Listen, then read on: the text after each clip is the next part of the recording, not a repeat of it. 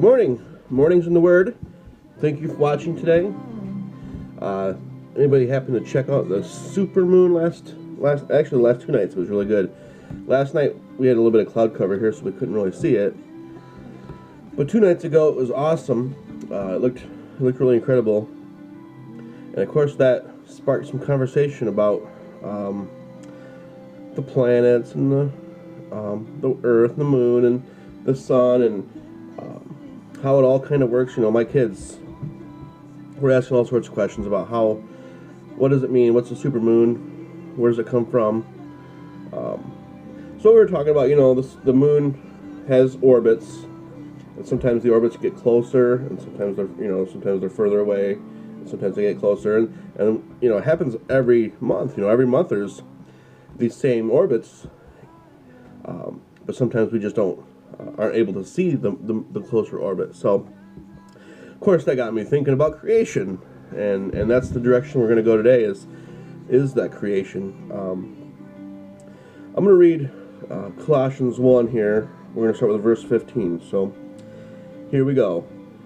Christ is supreme. Christ is the visible image of the invisible God. He existed before anything was created and is supreme over all creation. For through him God created everything, in the heavenly realms and on earth. He made the things we can see and the things we can't see, such as thrones, kingdoms, rulers, authorities, and unseen worlds. Everything was created through him and for him. He existed before anything else, and he holds all creation together.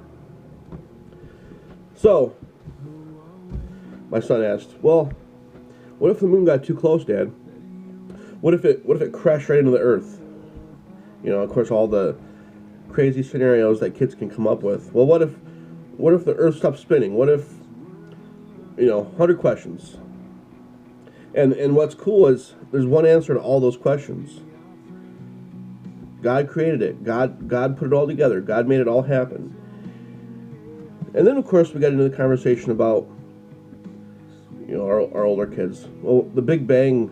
What's that then? Because in school they teach about the Big Bang Theory. That all things happen through a seismic blast that exploded in space, and through that huge explosion and chaos came order.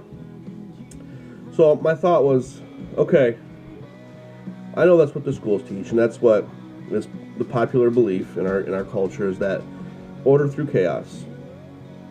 So we sat down when we were in the car driving, and I said, let's think of everything everything else that you can think of that works that way, where something explodes or something destructs and order comes from it. So we thought about a car accident. Does that create order in any way? Is anything better after an accident? No. What about a volcano? Is the mountain better after it explodes? Is the mountain whole? No. Well, what about the deer in a car accident? Is the deer better off after it gets hit by a car? No. What about dynamite? Like if you blow up a building, does the building look better afterwards? And the answer to all these questions is no. I had a pastor friend that once put it to me like this. He said, "Okay, I broke my watch. I broke it into 400 or 500 pieces.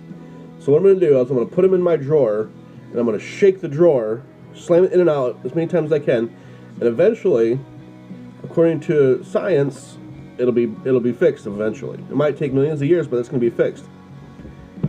That doesn't seem possible, does it? It just does not click. Humans have our lie sensor. We could, when we start hearing things that just don't make sense, we kind of get this red flag pops up and say, I don't know about that one. But yet, hundreds of millions and thousands of people accept the theory of the Big Bang as truth, when there's no evidence for it. There's no concrete nothing.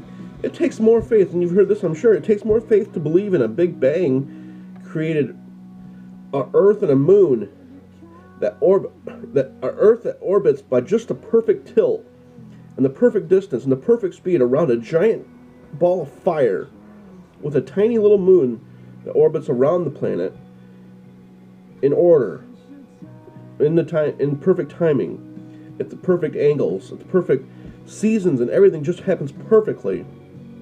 And that all came out of chaos. I just can't believe it. It takes more faith than I've got to believe that. I'll stick with the Creator, what we read here. Created everything. All things were made by Him. All things, He made things that we can see and things we can't see. He was created with supreme over all creation. For through Him, God created everything. I'm going to go with that. Through Jesus Christ, God created the world, the earth, the sun, the universe, the galaxies in it. You know, everything that we think is too complicated to explain with God. I submit to you that there is no other explanation. Creation screams of Creator, and you can't convince me otherwise. So, I hope you had a chance to see the supermoon last night. It's still right where we're at. We can still see it a little bit out the window, but it's going down in the west. So, it's neat. It's pretty cool to see.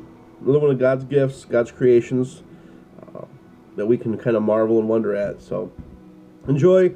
Tell somebody about Jesus today. Come see us at church, Whole Life Church. We're on US 12, across from the Dollar General, and I'll save you a spot.